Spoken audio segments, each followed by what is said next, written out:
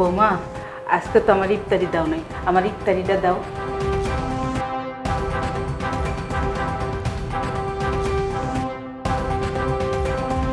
দাও ইফতারি।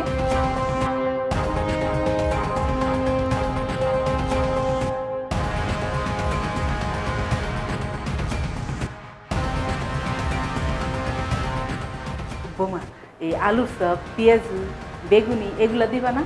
এগুলাকে আমি আপনার জন্য নিয়ে আসছি, এগুলো আমার জন্য নিয়ে আসছি। যা দিছে এটা নিয়ে ইফতার করেন যান। বৌমা পেঁয়াজ, বেগুনি, আলুর চপ এগুলো একটা একটা দাও। তরমুজ কলা না দিলা সমস্যা নেই, কিন্তু খালি মুড়ি দিয়া না ডেলি ডেলি ইফতারি করতে মন চায় না। দাও না বৌমা। এই খাবার দেখলে কি জিভায় পানি চলে আসে?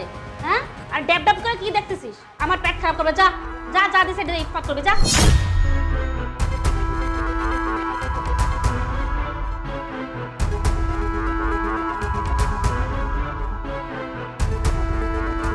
লেট হয়ে গেছে তাই না? আচ্ছা শুনে বসো, ইফতারি তো আর 5 মিনিট সময় আছে। বাই দ্য ওয়ে, মা কোথায়? মা আছে। মা আছে, মাকে ডাকো, আমরা সবাই একসাথে। আসলে মা এত মানুষের ভিতরে ইফতারি করতে চাচ্ছে না, তার জন্য ঘরে নিয়ে গেছে। মা রুমে মানে?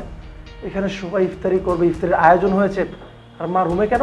আসলে মা ডায়াবেটিসের রোগী তো, তো সবার সামনে আসলে এইগুলা খাইতে পারে না, তুমি তো বুঝো। কি বলছো তুমি? মা ডায়াবেটিসের রোগী, আমি জানি না।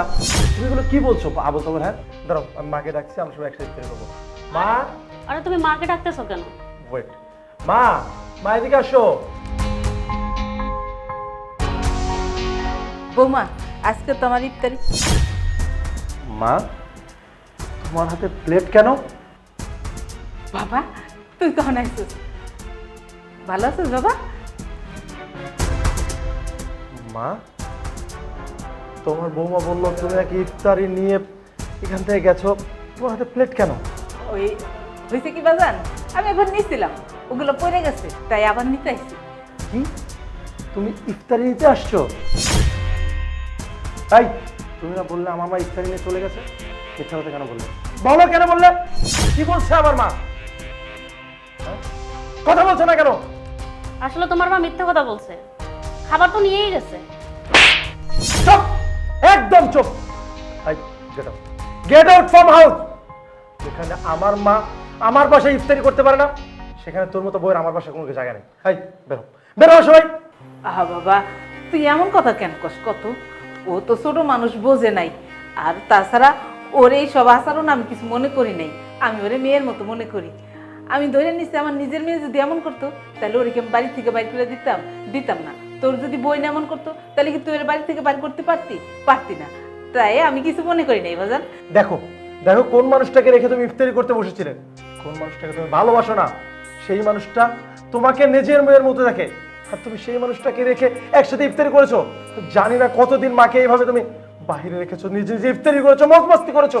তাই তোমার ভাই ভাবি যে তোমার মার সাথে এমন করতো, তোমার কেমন লাগতো? হ্যাঁ, তোমার সাহস কি করে হয়? তুমি আমার মাকে কষ্ট দিয়েছো, আমার টাকা খেয়ে, আমার টাকা পরে আমার মাকে কষ্ট দিয়েছো।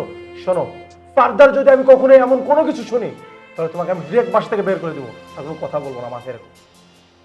মা, বাবা থাক না, ওরে তুমি মাফ করে দাও, আমি কিছু মনে করি নাই, আমি এগুলো কিছু মনেও রাখি নাই। খাওন তো খাইলেই হয়, 2টা 4টা ভাত খাওয়ান, ওরে যা খাই।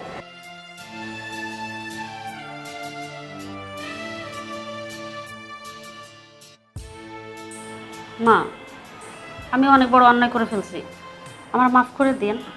আজকের পর থেকে আমি আর অন্যায় করব না, আমি আপনার মেয়ে হয়ে থাকবো। আমি আমার ভুলটা বুঝতে পারছি, আমার ক্ষমা করে দেন। ঠিক আছে মা, আমি কোনো কিছু মনে রাখি নাই, আর আমি তো তোমার অনেক আগেই মাফ করে দিছি। যাও বসো, ইফতারের টাইম হয়ে গেছে, বসো বসো, সবাই বসো। বসো মা।